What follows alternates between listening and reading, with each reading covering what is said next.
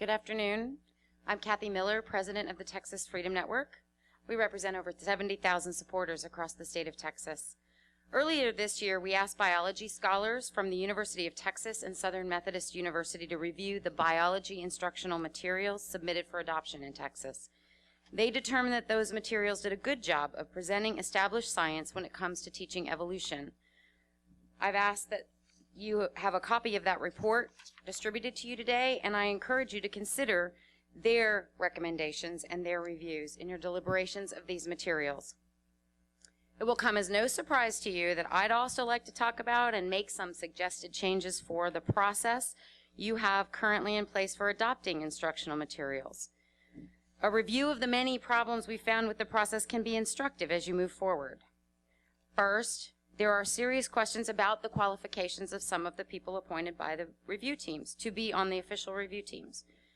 I recommend that this board adopt minimum objective qualifications for reviewers, and that the process for appointing people to the review teams, who gets appointed to which team, etc., be made transparent to the public.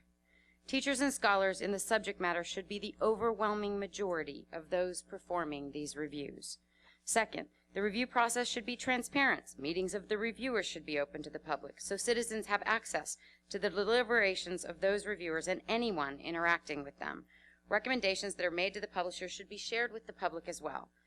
And finally, I am pleased that once TFN pointed out that the final revisions to these materials weren't scheduled to be available until after the final vote on them, the board has taken steps to require publishers to voluntarily disclose changes before November. This is a positive step toward transparency.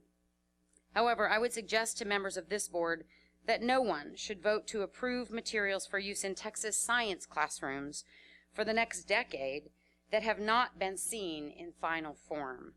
And that information should be available to the public well in advance of your final vote. I'd like to thank you for your attention to these suggestions, and I'd like to thank you for your service to Texas.